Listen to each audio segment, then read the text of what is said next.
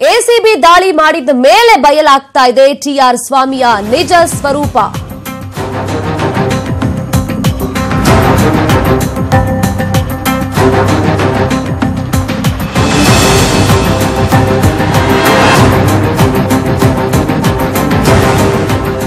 ACB raid ಆದ್ಮೇಲೆ TR ಸ್ವಾಮಿಯ ನಿಜ ಸ್ವರೂಪ ಏನು ಅನ್ನೋದು ಬಯಲಾಗಿದೆ.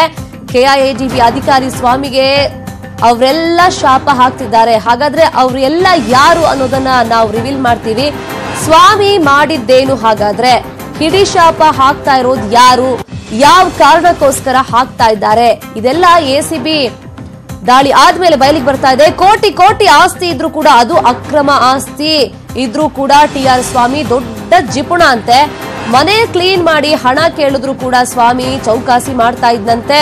ಇಂತ ಆರೋಪ ಕೂಡ ಈಗ ಸ್ವಾಮಿ ಮೇಲೆ ಕೇಳಿ ಬರ್ತಾ ಇದೆ. ಎಸಿಬಿ ದಾಳಿ ಆದ್ಮೇಲೆ ಹಿಡಿ ಶಾಪವನ್ನ ಕೆಲಸಗಾರರು ಹಾಕ್ತಾ ಇದ್ದಾರೆ. ಮನೆಯೆಲ್ಲ ಕ್ಲೀನ್ ಮಾಡಿ ದುಡ್ಡು ಕೇಳಿದ್ರು ಕೂಡ ಅದಕ್ಕೆ ಚೌಕಾಸಿಯನ್ನ ಮಾಡ್ತಾ ಇದ್ದಂತೆ ಸ್ವಾಮಿ. ಆದ್ರೆ ಕೋಟಿ ಕೋಟಿ ಅಕ್ರಮ ಹಣವನ್ನ ಆಸ್ತಿಯನ್ನ ಈತ ಗಳಿಸಿದ್ದ.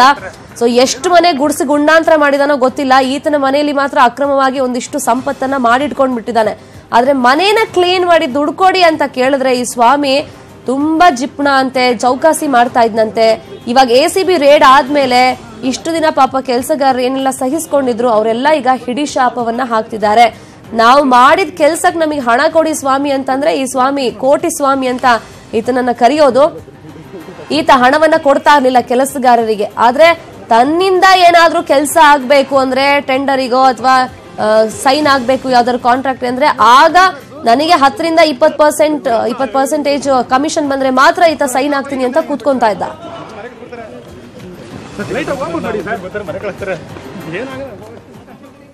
ಸದ್ಯಕ್ಕೆ ಸ್ವಾಮಿ ಮನೆ ಹತ್ರ ಯಾವ ರೀತಿ ಸಿಚುವೇಶನ್ ಇದೆ ಈ ಬಗ್ಗೆ ಮತ್ತಷ್ಟು ಇನ್ಫಾರ್ಮೇಶನ್ ಕೊಡ್ತಾರೆ. ಸ್ಥಳದಿಂದ ನೇರ ಸಂಪರ್ಕದಲ್ಲಿ ಜಾಯ್ನ್ ಆಗಿರುವಂತಹ ನಮ್ಮ ರಿಪೋರ್ಟರ್ ಕಿರಣ್, ಈತ ಅಕ್ರಮವಾಗಿ ಕೋಟಿ ಕೋಟಿ ಮಾಡಿರ್ಬೋದು, ಆದ್ರೆ ತನ್ನ ಮನೆ ಯಾರು ಕ್ಲೀನ್ ಮಾಡಕ್ ಬರ್ತಾರೆ ಕೆಲಸಗಾರರು ಅವರಿಗೆ ನೀಟಾಗಿ ನಿಯತ್ತಾಗಿ ದುಡಿದ್ರೆ ಈತ ಹಣವನ್ನ ಕೊಡ್ತಾ ಇಲ್ಲ, ಅದು ಅಕ್ರಮ ಹಣವನ್ನ ಕೊಡ್ತಾ ಇರ್ಲಿಲ್ಲ ಅಂತ ಕೆಲಸಗಾರರಿಗೆ ಶಾಪವನ್ನ ಹಾಕ್ತಿದ್ದಾರೆ.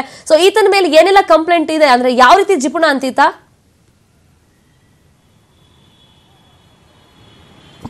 ಖಂಡಿತ ಶರ್ಮಿತಾ, ಎಸಿಬಿ ದಾಳಿಗೊಳಗಾಗಿರ್ತಕ್ಕಂಥ ಕೆಐಡಿಬಿಯ ಚೀಫ್ ಸೂಪರಿಂಟೆಂಡೆಂಟ್ ಆಗಿರ್ತಕ್ಕಂಥ ಏನು ಸ್ವಾಮಿ ಮೇಲೆ ಗುರುತರ ಆರೋಪ ಕೇಳಿ ಬಂದಿರತಕ್ಕಂಥದ್ದು. ಮುಖ್ಯವಾಗಿ ಏನಂದರೆ ಈತ ಒಬ್ಬ ಜಿಪುಣ ಅನ್ನೋದು ಮಾಹಿತಿ ಸಿಗ್ತಾ ಇರ್ತಕ್ಕಂಥದ್ದು.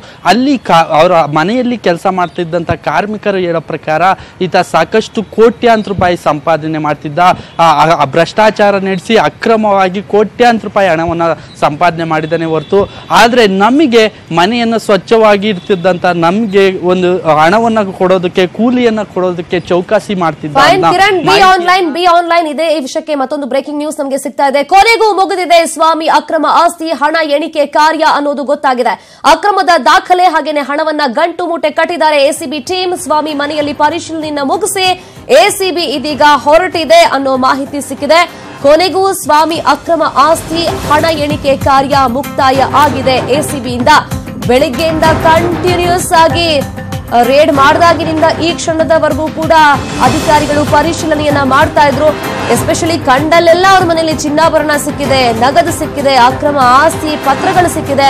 ಅದನ್ನೆಲ್ಲ ಪರಿಶೀಲನೆ ಮಾಡೋದಕ್ಕೆ ಇಷ್ಟೊತ್ತು ಆಗಿದೆ. ಸದ್ಯಕ್ಕೆ ಈಗ ಮುಗಿದಿದೆ, ಕೊನೆಗೂ ಮುಗಿದಿದೆ ಎಣಿಕೆ ಕಾರ್ಯ. ಅಕ್ರಮ ಆಸ್ತಿ ಹಣ ಎಣಿಕೆ ಕಾರ್ಯ ಮುಗಿದಿದೆ. 2 ಕೌಂಟಿಂಗ್ ಮೆಷಿನ್ ಅನ್ನ ತಂದು ಹಣವನ್ನ ಎಣಿಕೆ ಮಾಡಿದ್ದಾರೆ ಅಧಿಕಾರಿಗಳು.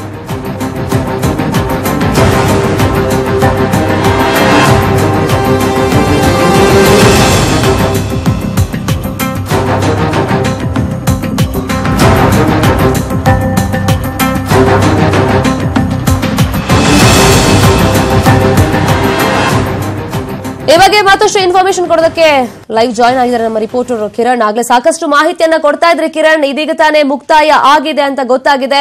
ಬೃಹತ್ ದಾಳಿನೇ ಇದು ಇನ್ಫ್ಯಾಕ್ಟ್. ಯಾಕಂದ್ರೆ ಬೆಳಿಗ್ಗೆ ರೇಡ್ ಮಾಡಿದವರು ಇದುವರೆಗೂ ಕಂಟಿನ್ಯೂಸ್ ಆಗಿ ಅಧಿಕಾರಿಗಳು ರೆಸ್ಟ್ ಪಡ್ಕೊಂಡಿಲ್ಲ.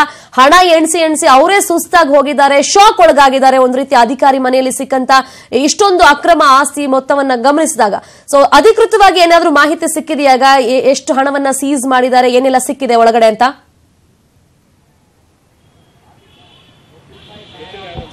ಶರ್ಮಿತಾ, ಏನಂದ್ರೆ ಈಗ ACB ಅಧಿಕಾರಿಗಳ ಮಾಹಿತಿ ಪ್ರಕಾರ ಮನೆಯಲ್ಲಿ ಸುಮಾರು 5,40,00,000 ಹಣ ಪತ್ತೆಯಾಗಿದೆ ಅನ್ನೋ ಮಾಹಿತಿ ಸಿಗ್ತಾ ಇರ್ತಕ್ಕಂಥದ್ದು. ಎರಡು ಕೌಂಟಿಂಗ್ ಮಿಷನ್ಗಳನ್ನು ತೆಗೆದುಕೊಂಡೋಗಿ ಹಣವನ್ನು ಎಣಿಕೆ ಮಾಡಿದ ನಂತರ ಈಗ ಸದ್ಯ ವಾಪಸ್ ಕೌಂಟಿಂಗ್ ಮಿಷನ್ ಅನ್ನು ತೆಗೆದುಕೊಂಡು ವಾಪಸ್ ಹೋಗ್ತಾ ಇರ್ತಕ್ಕಂಥದ್ದು ಅಧಿಕಾರಿಗಳು. ಮುಖ್ಯವಾಗಿ ಸುಮಾರು 5 ಕೋಟಿಗೂ ಹೆಚ್ಚು ಹಣ ಅಲ್ಲೇ ಪತ್ತೆಯಾಗಿದ್ರಿಂದ ಅದನ್ನ ಎಣಿಸೋದಕ್ಕೆ ಸಾಧ್ಯ ಆಗ್ತಿರ್ಲಿಲ್ಲ. ಹೀಗಾಗಿ ಬೆಳಗ್ಗೆನೆ ಸಹ 2 ಹಣದ ಕೌಂಟಿಂಗ್ ಮಿಷನ್ಗಳನ್ನು ತರಿಸಿದ್ರು. ಆ ಕೌಂಟಿಂಗ್ ಮಿಷನ್ಗಳಲ್ಲಿ ಹಣ ಎಣಿಕೆಯನ್ನ ಮಾಡಲಾಗಿತ್ತು. ಆ ಹಣ ಎಣಿಕೆ ಮಾಡದ ನಂತರ ಈಗ ವಾಪಸ್ಸು ಕೌಂಟಿಂಗ್ ಮಿಷನ್ಗಳನ್ನ ಅಧಿಕಾರಿಗಳು ತೆಗೆದುಕೊಂಡು ಹೋಗ್ತಾ ಇರ್ತಕ್ಕಂಥದ್ದು. ಮತ್ತೊಂದೆಡೆ ಚಿನ್ನಾಭರಣ ಕೂಡ ಪತ್ತೆಯಾಗಿರ್ತಕ್ಕಂಥದ್ದು. ಮನೆಯಲ್ಲಿ ಸ್ವಾಮಿ ಮನೆಯಲ್ಲಿ ಸುಮಾರು 1.5 kgಗೂ ಹೆಚ್ಚು ಚಿನ್ನಾಭರಣ ಪತ್ತೆಯಾಗಿದೆ. ಅದೆಲ್ಲವೂ ಸಹ ಸ್ವಾಮಿಗೆ ಸೇರಿದ್ದು. ಮತ್ತೆ ಅವರ ಪತ್ನಿಯವರು ಬಳಸ್ತಾ ಇದ್ದಂತಹ ಚಿನ್ನಾಭರಣ ಸುಮಾರು 1.5 kgಗೂ ಹೆಚ್ಚು ಚಿನ್ನಾಭರಣ ಪತ್ತೆಯಾಗಿರ್ತಕ್ಕಂಥದ್ದು. ಮತ್ತೊಂದೆಡೆ ಈ ಸ್ವಾಮಿ ಎಷ್ಟು ಜಿಪುಣ ಅಂದ್ರೆ ಸಾಕಷ್ಟು ಕಾರ್ಮಿಕರು ತಮ್ಮ ಮನೆಯಲ್ಲಿ ಕೆಲಸ ಮಾಡ್ತಾ ಇದ್ರು. ಅವ್ರು ಕೆಲಸ ಮಾಡಿದ್ದಕ್ಕೆ ಸರಿಯಾಗಿ ಕೂಲಿನೂ ಸಹ ಕೊಡ್ತಾ ಇರಲಿಲ್ವಂತೆ. ಸುಮಾರು ದಿನಗಳಿಂದಲೂ ಸಹ ಅವರು ನೊಂದ್ಕೊಂಡು ಈತನ ಮನೆ ಮಾಡಿ ಕೆಲಸ ಮಾಡ್ತಾ ಇದ್ರು. ಮನೆಯಲ್ಲಿ ಕೋಟಿ ಸಂಪಾದಿಸ್ತಿದ್ದಂತಹ ಸ್ವಾಮಿ ಚೌಕಾಸಿ ಮಾಡಿ ಕೂಲಿ ಕಾರ್ಮಿಕರಿದ್ದಾರೆ, ಮನೆ ಕೆಲಸ ಮಾಡೋದಕ್ಕೆ ಬರ್ತಾ ಇದ್ದ ಕಾರ್ ಡ್ರೈವರ್ ಇದ್ದಾರೆ, ಎಲ್ಲರಿಗೂ ಸಹ ಚೌಕಾಸಿ ಮಾಡಿ ಆತ ಹಣವನ್ನ ಕೊಡ್ತಾ ಇದ್ದಂತೆ. ಸಾಕಷ್ಟು ಜಿಪ್ನತನ ತೋರಿಸ್ತಾ ಇದ್ದಂತೆ. ಕೋಟ್ಯಾಂತರ ರೂಪಾಯಿ ಅಕ್ರಮವಾಗಿ ಸಂಪಾದಿಸಿದ್ರು ಸಹ ಅವ್ರಿಗೆ ಬೆರಳೆಣಿಕೆ ಅಷ್ಟು ಹಣವನ್ನ ಮಾತ್ರ ಕೊಡ್ತಾ ಇದ್ದ, ಕೂಲಿಯನ್ನ ಕಡಿಮೆ ಕೊಡ್ತಾ ಇದ್ದ ಅಂತ ಹೇಳಿ ನೊಂದ ಕಾರ್ಮಿಕರು ನಮ್ಮ ಬಳಿ ಹೇಳ್ಕೊಂಡಿರ್ತಕ್ಕಂಥದ್ದು. ಆದರೆ ಅವರು ಕ್ಯಾಮ್ರಾ ಮುಂದೆ ಬಂದು ಮಾತಾಡಿ ಅಂತ ಸಂದರ್ಭದಲ್ಲಿ ನಮ್ಮ ಕೆಲಸಕ್ಕೆ ತೊಂದರೆ ಆಗುತ್ತೆ, ಇಲ್ಲಿ ನಾವು ಅಪಾರ್ಟ್ಮೆಂಟ್ನ ಸಾಕಷ್ಟು ಮನೆಗಳಲ್ಲಿ ಕೆಲಸ ಮಾಡ್ತೀವಿ, ಹಾಗಾಗಿ ಅಲ್ಲಿ ಬಂದು ನಾವು ಮಾತಾಡೋಕ್ಕೆ ಸಾಧ್ಯ ಆಗ್ತಾ ಇಲ್ಲ ಅಂತ ಸಹ ಹೇಳ್ತಾ ಇರ್ತಕ್ಕಂಥದ್ದು. ಮತ್ತೊಂದೆಡೆ ಈಗ ಕೌಂಟಿಂಗ್ ಇನ್ನು ಕೌಂಟಿಂಗ್ ಮಿಷಿನ್ ಅನ್ನು ತೆಗೆದುಕೊಂಡೋಗಿ ಎಣಿಕೆ ನಂತರ ಈಗ ವಾಪಸ್ ತೆರಳಿದ್ದಾರೆ ಅಧಿಕಾರಿಗಳು. ಇನ್ನು ದಾಖಲೆಗಳ ಪರಿಶೀಲನೆ ಮುಂದುವರೆದಿರ್ತಕ್ಕಂಥದ್ದು. ಇನ್ಸ್ಪೆಕ್ಟರ್ ನೇತೃತ್ವದ ತಂಡ ಏನಿದೆ, ಸುಮಾರು 2 ತಂಡಗಳಾಗಿ ಈ ರೈಡ್ ಅನ್ನು ನಡೆದಿರ್ತಕ್ಕಂಥದ್ದು. ಸುಮಾರು 40 ಅಧಿಕಾರಿಗಳೇನಿದ್ದಾರೆ ACB ಅಧಿಕಾರಿಗಳು ಇನ್ನೂ ಸಹ ಪರಿಶೀಲನೆ ನಡೆಸ್ತಾ ಇದ್ದಾರೆ. ಕೌಂಟಿಂಗ್ ಮಾತ್ರ ಮುಕ್ತಾಯಗೊಂಡಿರ್ತಕ್ಕಂಥದ್ದು. ಹಣದ ಕೌಂಟಿಂಗ್ ಮುಗಿದಿದ್ರೆ ಇನ್ನು ದಾಖಲೆ ಪತ್ರಗಳೇನಿದ್ದಾವೆ, ಆತ KIDB ಅಧಿಕಾರಿ ಆಗಿರೋದ್ರಿಂದ ಸಾಕಷ್ಟು ಪ್ರಮಾಣದಲ್ಲಿ ಆಸ್ತಿಯನ್ನ ಹೊಂದಿದ್ದಾನೆ ಅನ್ನೋ ಆರೋಪ ಸಹ ಕೇಳಿ ಬಂದಿರತಕ್ಕಂಥದ್ದು. 100 ಕೋಟಿ ಆಸ್ತಿಯನ್ನ ಪತ್ರಗಳು ಮತ್ತೆ ದಾಖಲೆ ಪತ್ರಗಳು ಮನೆಯಲ್ಲಿ ಲಭ್ಯವಾಗಿರ್ತಕ್ಕಂಥದ್ದು. ಮತ್ತೆ ಬೇಸ್ಮೆಂಟ್ ಅಲ್ಲಿ ಇದ್ದಂತಹ ಓಮ್ನಿ ಕಾರ್ನಲ್ಲೂ ಸಹ ಸಾಕಷ್ಟು ದಾಖಲೆಗಳು ಪರಿಶೀಲನೆ ವೇಳೆ ಪತ್ತೆಯಾಗಿದ್ದು. ಇವೆಲ್ಲವನ್ನ ತೆಗೆದುಕೊಂಡು ACB ಅಧಿಕಾರಿಗಳು ಇನ್ನೂ ಸಹ ಪರಿಶೀಲನೆ ನಡೆಸ್ತಾ ಇರ್ತಕ್ಕಂಥದ್ದು. ACP IGP ಚಂದ್ರಶೇಖರ್ ಭೇಟಿ ನಡೆದಾಗಲೂ ಸಹ ಹೇಳಿದ್ರು, ಸುಮಾರು ಸಂಜೆವರೆಗೂ ಸಹ ದಾಳಿ ಮುಂದುವರಿಯುತ್ತೆ, ಪರಿಶೀಲನಾ ಕಾರ್ಯ ಮುಂದುವರಿಯುತ್ತೆ. ಅಷ್ಟು ಭ್ರಷ್ಟ ಇದ್ದಾನೆ ಈತ, ಸಾಕಷ್ಟು ಕೋಟ್ಯಾಂತರ ರೂಪಾಯಿ ಅಕ್ರಮವಾಗಿ ಈತ ಸ್ವಾಮಿ ಸಂಪಾದಿಸಿದ್ದಾನೆ ಅಂತ ಸಹ ಹಿರಿಯ ಅಧಿಕಾರಿಗಳು ಹೇಳ್ತಾ ಇರ್ತಕ್ಕಂಥದ್ದು. Sharmita, okay, fine, thank you Kiran ತಮ್ಮೆಲ್ಲ ಇನ್ಫಾರ್ಮೇಶನ್ಗೆ. ಇನ್ನು ACB ನಡೆಸಿದಂತ ಬೃಹತ್ ದಾಳಿಯಲ್ಲಿ ಅಸಲಿಗೆ ಸಿಕ್ಕಿದ್ದೆಷ್ಟು, ಬ್ಯಾಗ್ ಹಾಗೇನೆ ಕವರ್ನಲ್ಲಿ ಕೋಟಿ ತುಂಬಿ ಎಸ್ತಿದ್ದು ಎಷ್ಟು, ಈ ಬಗ್ಗೆ ನ್ಯೂಸ್ 18 ಕನ್ನಡಕ್ಕೆ ಎಕ್ಸ್ಕ್ಲೂಸಿವ್ ಆಗಿ ಮಾಹಿತಿ ಸಿಕ್ಕಿದೆ.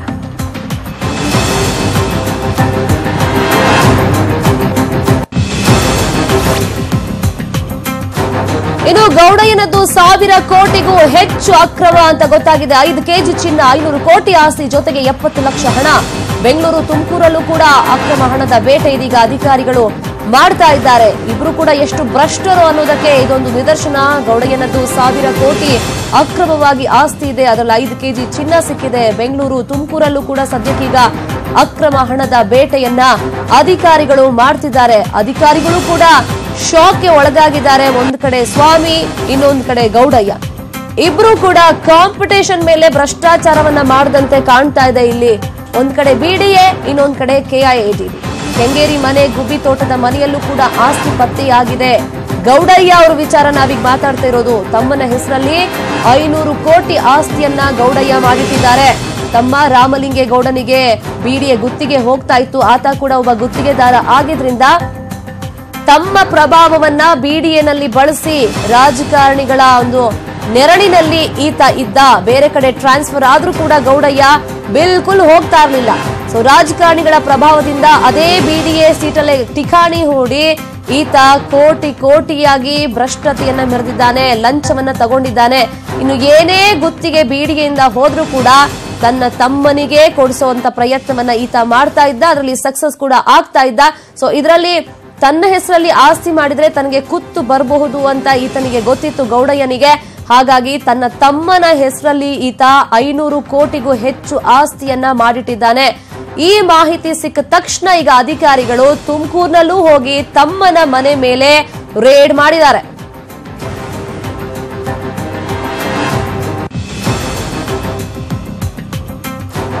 ಸೊ ಗೌಡಯ್ಯ ಕೂಡ ಕಮ್ಮಿ ಇಲ್ಲ. ಸ್ವಾಮಿ ಗೌಡಯ್ಯ ಇಬ್ರು ಕೂಡ ಕಾಂಪಿಟೇಷನ್ ಮೇಲೆ ಭ್ರಷ್ಟತೆಯನ್ನ ಮೆರೆದಿದ್ದಾರೆ ಅನ್ನೋದು ಬೆಳಿಗ್ಗೆಯಿಂದ ಸಿಕ್ಕಂತ ಇಂಚಿಂಚು ಮಾಹಿತಿಯಿಂದ ನಮಗೆ ಗೊತ್ತಾಗ್ತಾ ಇದೆ. ಸೊ ಗೌಡಯ್ಯ ಮನೆಯಲ್ಲಿ ಯಾವ ರೀತಿ ಪರಿಶೀಲನಾ ಕಾರ್ಯ ನಡೀತಾ ಇದೆ ಈ ಬಗ್ಗೆ ಮತ್ತಷ್ಟು ಇನ್ಫಾರ್ಮೇಶನ್ ಕೊಡ್ತಾರೆ. ಬಸವೇಶ್ವರ ನಗರದಿಂದ ನೇರ ಸಂಪರ್ಕದಲ್ಲಿ ಜಾಯ್ನ್ ಆಗಿರುವಂತಹ ನಮ್ಮ ರಿಪೋರ್ಟರ್ ಪುಟ್ಟರಾಜು, ಒಬ್ರಿಗಿನ್ನ ಒಬ್ರು ಕಥೆಯನ್ನ ಕೇಳಿದ್ರೆ, ಸ್ಟೋರಿಯನ್ನ ಕೇಳಿದ್ರೆ ಬಹಳ ಇಂಟ್ರೆಸ್ಟಿಂಗ್ ಆಗಿದೆ. ಅಂದ್ರೆ ಭ್ರಷ್ಟಾಚಾರ ಮಾಡೋದ್ರಲ್ಲೂ ಕೂಡ ಒಂದ್ ರೀತಿ ಕಾಂಪಿಟೇಷನ್ಗೆ ಸ್ಪರ್ಧೆಗೆ ಬಿದ್ದಿದ್ದಾರೆ ಇಬ್ರು ಅಂತ ಅನ್ಸುತ್ತೆ ಈ ಅಧಿಕಾರಿಗಳು. ಸದ್ಯಕ್ಕೆ ಗೌಡಯ್ಯ ಮನೆಯಲ್ಲಿ ಏನೆಲ್ಲ ಆಗ್ತಾ ಇದೆ, ಅಪ್ಡೇಟ್ಸ್ ಏನಿದೆ ಅಲ್ಲಿ ಪುಟ್ಟರಾಜು?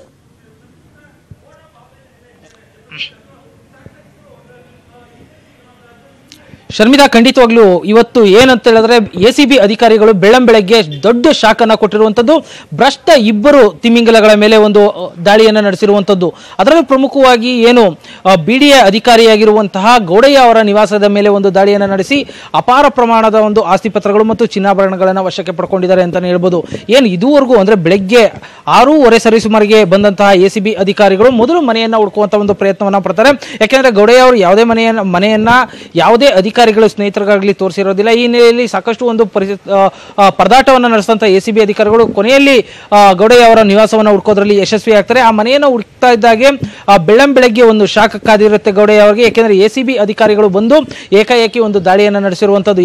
ದಾಳಿಯನ್ನ ನಡೆಸುವಂತಹ ಸಂದರ್ಭಗಳಲ್ಲಿ ಅವರ ಮನೆಯಲ್ಲಿ ಅಪಾರ ಪ್ರಮಾಣದ ಆಸ್ತಿ ಪತ್ರಗಳು, ಸುಮಾರು 4 kgಯಷ್ಟು ಚಿನ್ನ, ಸುಮಾರು 75 ಲಕ್ಷಕ್ಕೂ ಹೆಚ್ಚು ನಗದು ಸಿಕ್ಕಿರುವಂತದ್ದು ಇದೀಗ ಪತ್ತೆಯಾಗಿದೆ. ಇನ್ನು ಭ್ರಷ್ಟಾಚಾರವನ್ನ ಎಸಗೋದ್ರಲ್ಲಿ ಸಾಕಷ್ಟು ಒಂದು ವಿಧಾನಗಳಲ್ಲಿ ಇವರು ಭ್ರಷ್ಟಾಚಾರವನ್ನ ಎಸಗಿರುವಂತದ್ದು ಇಲ್ಲಿ ಮೇಲ್ನೋಟಕ್ಕೆ ಕಂಡು ಬಂದಿರುವಂತಹ ಅಂಶ ಅಂತಾನೆ ಹೇಳ್ಬೋದು. ಇಲ್ಲಿ ಪ್ರಮುಖವಾಗಿ ಏನಂತ ಹೇಳಿದ್ರೆ ನಾನಾ ರೀತಿಯಲ್ಲಿ ಭ್ರಷ್ಟಾಚಾರದಲ್ಲಿ ಇವರು ತೊಡಗಿರುವಂತದ್ದು. ಏನಂದ್ರೆ ಕಾಂಟ್ರಾಕ್ಟ್ ಗಳನ್ನ ಕೊಡುವಂತಹ ಸಂದರ್ಭಗಳಲ್ಲಿ ಅಥವಾ ಗುತ್ತಿಗೆಯನ್ನ ಕೊಡುವಂತಹ ಸಂದರ್ಭದಲ್ಲಿ ಯಾವುದೇ ಏನಾದರೂ ಸ್ಯಾಂಕ್ಷನ್ ಅನ್ನ ಮಾಡಬೇಕಾದ ಸಂದರ್ಭದಲ್ಲಿ ಇಂತಿಷ್ಟು ಪರ್ಸೆಂಟೇಜ್ಗಳನ್ನ ಅಂತೇಳಿ ಪಡ್ಕೊಳ್ಳೋ ಮುಖಾಂತರವಾಗಿ ಒಂದು ಭ್ರಷ್ಟಾಚಾರವನ್ನ ಮಿತಿಯನ್ನ ಮೀರಿ ಇವರು ಎಲ್ಲೋ ಒಂದು ರೀತಿಯಲ್ಲಿ ಭ್ರಷ್ಟಾಚಾರವನ್ನ ಎಸಗಿದ್ದಾರೆ ಅಂತಾನೆ ಹೇಳ್ಬೋದು. ಇನ್ನು ಪ್ರಮುಖವಾಗಿ ಇವರ ಸಹೋದರ ರಾಮಲಿಂಗೇಗೌಡ ಎನ್ನುವರ ಜೊತೆಯಲ್ಲಿ ಸಾಕಷ್ಟು ಒಂದು ಸಂಪರ್ಕವನ್ನು ಹೊಂದಿದ್ದು, ರಾಮಲಿಂಗೇಗೌಡ ಅವರಿಗೆ ಎಲ್ಲಾ ಗುತ್ತಿಗೆಗಳನ್ನ ಕೊಡಿಸ್ತಾ ಇದ್ರು ಅನ್ನುವಂಥದ್ದು ಮತ್ತೊಂದು ಇವರ ಮೇಲಿರುವಂತಹ ಆರೋಪ. ತನ್ನ ಹೆಸರಿನಲ್ಲಿ ಎಲ್ಲಿ ಆಸ್ತಿಯನ್ನ ಮಾಡಿದ್ರೆ ತಾನು ತಗ್ಲಾಕೊಳ್ತೀನೋ ಅನ್ನುವಂತಹ ಭಯಕ್ಕೆ ಸರ್ವೇ ಸಾಮಾನ್ಯವಾಗಿ ಸರ್ಕಾರಿ ಅಧಿಕಾರಿಗಳು ಮಾಡುವಂತ ಇದೊಂದು ಕುತಂತ್ರ ಅಂತಾನೆ ಹೇಳ್ಬೋದು. ಯಾಕೆಂತ ಹೇಳಿದ್ರೆ ತನ್ನ ಹೆಸರಿನಲ್ಲಿ ಆಸ್ತಿಯನ್ನ ಮಾಡಿಟ್ಕೊಂಡ್ರೆ ಒಂದಲ್ಲ ಒಂದು ದಿನ ತನಗೆ ಅದು ಕಂಟಕ ಆಗತ್ತೆ. ಯಾಕೆಂದ್ರೆ ಅಪಾರ ಪ್ರಮಾಣದ ಆಸ್ತಿ ತನ್ನ ಹೆಸರಿನಲ್ಲಿ ಇತ್ತು ಅಂದ್ರೆ ನಾವು ಆದಾಯ ಮೀರಿದ ಆಸ್ತಿಯನ್ನು ಸಂಪಾದಿಸಿದೀವಿ ಅನ್ನುವಂತ ಆರೋಪ ಕೇಳಿ ಬರುತ್ತೆ. ನನ್ನ ಮೇಲೆ ಯಾವುದೇ ಸಂದರ್ಭದಲ್ಲಿ ಪ್ರಮುಖವಾಗಿ ಆರೋಪ ಕೇಳಿ ಬಂದಂತಹ ಸಂದರ್ಭದಲ್ಲಿ ದಾಳಿ ಆಗ್ಬೋದು ಅನ್ನೋ ಮುನ್ನೆಚ್ಚರಿಕೆಯಿಂದಾಗಿ ಅವರ ಸಹೋದರನ ಹೆಸರಿನಲ್ಲಿ ಅಪಾರ ಪ್ರಮಾಣದ ಆಸ್ತಿಯನ್ನು ಸಂಪಾದನೆ ಮಾಡಿದ್ದಾರೆ. ಅವರ ಅಂದ್ರೆ ಬೇನಾಮಿ ಹೆಸರಿನಲ್ಲಿ ಬೇರೆ ಬೇರೆ ಆಸ್ತಿಗಳನ್ನು ಸಂಪಾದನೆ ಮಾಡಿದ್ದಾರೆ ಅನ್ನುವಂತ ಒಂದು ಮಾಹಿತಿ ಲಭ್ಯ ಆಗಿರುವಂತದ್ದು. ಹೀಗಾಗಿ ರಾಮಲಿಂಗೇಗೌಡ ಅವರ ಮನೆಯ ಮೇಲೂ ಇವಾಗ ಎಸಿಬಿ ದಾಳಿಯಾಗಿರುವಂತದ್ದು. ಜೊತೆಗೆ ಏನು ಗೌಡಯ್ಯ ಅವರ ಮಾವ ಇದ್ದಾರೆ, ಏನು ಕೊಟ್ಟಂತಹ ಮಾವ, ಅವರ ಮನೆಯ ಮೇಲೂ ಇವಾಗ ಎಸಿಬಿ ಅಧಿಕಾರಿಗಳು ಒಂದು ದಾಳಿಯನ್ನು ನಡೆಸಿ ಅವರ ಅಪಾರ ಪ್ರಮಾಣದ ಆಸ್ತಿ ಪತ್ರಗಳು ಮತ್ತು ಸಂಪೂರ್ಣವಾದಂತಹ ಒಂದು ಮಾಹಿತಿಯನ್ನ ಕಲೆ ಹಾಕ್ತಾ ಇದ್ದಾರೆ ಅಂತಾನೆ ಹೇಳ್ಬೋದು. ಒಟ್ಟಿನಲ್ಲಿ ಭ್ರಷ್ಟ ಅಧಿಕಾರಿಗಳಿಗೆ ಇವತ್ತು ಎಸಿಬಿ ಕೊಟ್ಟಿರುವಂತಹ ಶಾಕು ನಿಜಕ್ಕೂ ಎಲ್ಲೋ ಒಂದು ರೀತಿಯಲ್ಲಿ ಅಧಿಕಾರಿಗಳು ಬೆಚ್ಚು ಬಿದ್ರೆ ಮತ್ತೊಂದು ಕಡೆಯಲ್ಲಿ ಎಸಿಬಿ ಅಧಿಕಾರಿಗಳೇ ಬೆಚ್ಚು ಬೀಳ್ತಾ ಇದ್ದಾರೆ. ಯಾಕೆಂದ್ರೆ ಬಗೆದಷ್ಟು ಆಸ್ತಿಯ ವಿವರಗಳು ಸಿಗ್ತಾ ಹೋಗ್ತಾ ಇದೆ. ಈ ಹಿನ್ನೆಲೆಯಲ್ಲಿ ಅಪಾರ ಪ್ರಮಾಣದ ಆಸ್ತಿ ಇವರ ಮನೆಯಲ್ಲಿ ಪತ್ತೆ ಆಗ್ತಾ ಇರುವಂತದ್ದು. ಮತ್ತೊಂದು ವಿಶೇಷವಾದಂತಹ ಅಂಶವನ್ನ ಗಮನಿಸಬೇಕಾಗತ್ತೆ ನಾವು. ಗೌಡಯ್ಯ ಅವರ ಏನು ತೋಟ ಇದೆ ಗುಬ್ಬಿಯಲ್ಲಿ, ಅಂದ್ರೆ ತುಮಕೂರಿನ ಗುಬ್ಬಿಯಲ್ಲಿ ಅವ್ರದ್ದು ಒಂದು ತೋಟ ಇದೆ. ಅವರು ಖಾಸಗಿಯಾಗಿ ಓಡಾಡೋದಕ್ಕೆ ಟಾರ್ ರಸ್ತೆಯನ್ನ ನಿರ್ಮಿಸಿಕೊಂಡಿರುವಂತದ್ದು ಸಂಪೂರ್ಣವಾಗಿ ಅಲ್ಲೂ ಸಹ ಒಂದು ಚಿತ್ರಣ ಇರುವಂತದ್ದು. ಯಾಕೆಂತ ಹೇಳಿದ್ರೆ ಒಬ್ಬ ಅಧಿಕಾರಿ ತನ್ನ ಖಾಸಗಿ ಓಡಾಟಕ್ಕೆ ಒಂದು ಟಾರ್ ರೋಡ್ ಅನ್ನ ನಿರ್ಮಿಸ್ಕೋತಾನೆ ಅಂತ ಹೇಳಿದ್ರೆ ಆತನ ಭ್ರಷ್ಟಾಚಾರದ ತೀವ್ರತೆ ಎಷ್ಟಿದೆ ಅನ್ನೋದು ಆ ಮುಖಾಂತರವಾಗಿ ಗೊತ್ತಾಗತ್ತೆ ಅಂತಾನೆ ಹೇಳ್ಬೋದು. ಒಟ್ಟಿನಲ್ಲಿ ಇವತ್ತು ಕೊಟ್ಟಿರುವಂತಹ ಎಸಿಬಿ ಶಾಕ್ ನಿಂದ ಗೌಡಯ್ಯ ಇದುವರೆಗೂ ಚೇತರಿಸ್ಕೋತಾ ಇಲ್ಲ. ಇನ್ನು ಗೌಡಯ್ಯನವರನ್ನ ಸಾಕಷ್ಟು ಪ್ರಶ್ನೆಗಳನ್ನ ಏನು ಎಸಿಬಿ ಅಧಿಕಾರಿಗಳು ಮುಂದುವರಿಸಿದ್ದಾರೆ ಅಂತಾನೆ ಹೇಳ್ಬೋದು.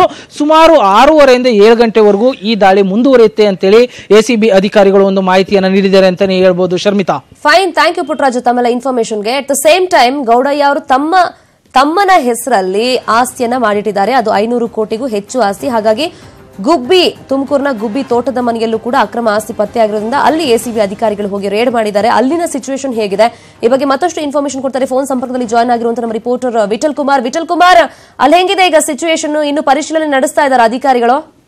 ಶರ್ಮಿತಾ, ಏನು ಬೆಳಿಗ್ಗೆ 6 ಗಂಟೆಯಿಂದನೂ ಕೂಡ ಇಲ್ಲಿ ಏನು ACB DSP ಚಂದ್ರಶೇಖರ್ ನೇತೃತ್ವದಲ್ಲಿ ಒಂದು ದಾಳಿ ನಡೆದಕ್ಕಂಥದ್ದು. ಬೆಳಿಗ್ಗೆ 6 ಗಂಟೆಯಿಂದನೂ ಕೂಡ ಸಾಕಷ್ಟು ಲೆಕ್ಕಪತ್ರಗಳನ್ನ ಶೋಧನೆ ಮಾಡ್ತಿರ್ತಕ್ಕಂಥದ್ದು. ಮತ್ತೆ ಆ ಗುಬ್ಬಿ ತಾಲೂಕಿನ ಸುತ್ತಮುತ್ತಲಿನಲ್ಲಿ ಗೌಡಯ್ಯನ ತಮ್ಮ ಏನಿದ್ದಾರೆ, ಏನು ಇವರು ರಾಮಲಿಂಗೇಗೌಡ ಏನಿದ್ದಾರೆ, ಇವರ ಹೆಸರಿನಲ್ಲಿ ಸಾಕಷ್ಟು ಒಂದು ಲೆಕ್ಕಪತ್ರಗಳು ಸಿಕ್ಕಿರೋ ಒಂದು ಸಾಧ್ಯತೆಗಳಿವೆ. ಯಾಕಂದ್ರೆ ಬೆಳಿಗ್ಗೆ 6:30 ಪ್ರಾರಂಭ ಮಾಡುವ ದಾಳಿ ಇದುವರೆಗೂ ಕೂಡ ಒಂದು ಲೆಕ್ಕಪತ್ರಗಳ ಶೋಧನೆ ನಡೀತಾನೆ ಇದೆ. ಮತ್ತೆ ಸಾಕಷ್ಟು ಪ್ರಮಾಣದ ಜೇಲ್ಸು ಸಿಕ್ಕಿದೆ ಎಂಬ ಮಾಹಿತಿ ಇದೆ. ಇದನ್ನ ಯಾವುದೇ ಈ ಒಂದು ಮಾಹಿತಿಯನ್ನ ಏನು ACB ಅಧಿಕಾರಿಗಳು ಯಾವುದೇ ಕಾರಣಕ್ಕೂ ಬಿಟ್ಕೊಡ್ತಾ ಇಲ್ಲ. ಬಟ್ ಅಂದ್ರೆ ಏನೋ ಅಲ್ಲಿನ ಸ್ಥಳೀಯರು ಹೇಳೋ ಪ್ರಕಾರ ಅವ್ರಿಗೆ ಈಗಾಗಲೇ ಸಾಕಷ್ಟು ಪ್ರಮಾಣದಲ್ಲಿ ಆಸ್ತಿ ಹೊಂದಿದ್ರು. ಮತ್ತೆ ಈಗಾಗಲೇ ಏನೋ ಬಿಡಿಎನಲ್ಲಿ ಚೀಫ್ ಇಂಜಿನಿಯರ್ ಅಂತ ಗೌಡಯ್ಯನ ಕೂಡ ಆಗಾಗ ಬಂದು ಹೋಗ್ತಾ ಇದ್ರು. ಬರೀ ರಾಮಲಿಂಗೇಗೌಡ ಮಾತ್ರ ಅವ್ರ ಹೆಸರಿನಲ್ಲಿ ಮಾತ್ರ ಅಂತ ಅಲ್ಲ, ಅವರ ಹೆಂಡತಿ ಇರ್ಬೋದು, ಮತ್ತೆ ಅವರ ಮಕ್ಕಳ ಹೆಸರಲ್ಲಿ ಆಗಿರ್ಬೋದು, ಹಲವಾರು ರೀತಿಯಾದಂತ ಸಂಘ ಸಂಸ್ಥೆಗಳಲ್ಲಿ ಒಂದು ಈ ಹಣ ಹೂಡಿರತಕ್ಕಂಥದ್ದು. ಮತ್ತೆ ಏನು ನೆಟ್ಟಿಗೆರೆ ಸಮೀಪದ CS ಪುರ ಆಗಿರ್ಬೋದು, ಮತ್ತೆ ಬೇರೆ ಬೇರೆ ಕಟ್ಟಿಗೆನಹಳ್ಳಿ ಆಗಿರ್ಬೋದು, ಈ ತರದ ಭಾಗಗಳಲ್ಲಿ ಏನು ನೀರಾವರಿ ಒಂದು ಪ್ರದೇಶದಲ್ಲಿ ಒಂದು ಸ್ಫೋಟಗಳನ್ನ ಕೊಂಡ್ಕೊಂಡು ಅದನ್ನ ಏನು ಬ್ಲಾಕ್ ಮನಿಯನ್ನ ವೈಟ್ ಮನಿಯನ್ನಾಗಿ ಕೊಂಡ್ಕೊಂಡು ಏನು ಕೃಷಿಕರ ಒಂದು ರೂಪದಲ್ಲಿ ರೈತರು ಆಗಿದ್ರೆ ಯಾರು ಏನು ಮಾಡ್ಬೇಕಾಗಲ್ಲ ಅಂತ ಹೇಳಿ ಮಾಡ್ಕೊಂಡು ಈ ಒಂದು ಉದ್ದೇಶದಲ್ಲಿ ಬಂಡವಾಳ ಹಾಕಿರ್ತಕ್ಕಂಥದ್ದು. ಮತ್ತೆ ಇಲ್ಲಿ ಇನ್ನೊಂದು ಗಮನಿಸಬೇಕಾದಂದ್ರೆ ಏನು ಗೌಡಯ್ಯನ ಬ್ರದರ್ ಅಣ್ಣ ಏನಿದೆ ರಾಮಲಿಂಗೇಗೌಡ, ಇವರು ಕೂಡ PWD ಗುತ್ತಿಗೆದಾರರಾಗಿ ಇವರು ಕೂಡ ಸಾಕಷ್ಟು ಯಾವುದೇ ರೀತಿಯಾದಂತ ಗುತ್ತಿಗೆ ಬೇಕಾದ್ರೂ ಕೂಡ ಇವ್ರ ಕಡೆನೇ ಪಡ್ಕೊಳ್ತಾ ಇದ್ರು ತುಮಕೂರಿನ ಜಿಲ್ಲಾ ಪಂಚಾಯತ್ ವ್ಯಾಪ್ತಿಯಲ್ಲಿ ಅಂತ ಹೇಳ್ಬೋದು. Fine, thank you Vithal Kumar ತಮ್ಮ ಇನ್ಫಾರ್ಮೇಶನ್ಗೆ.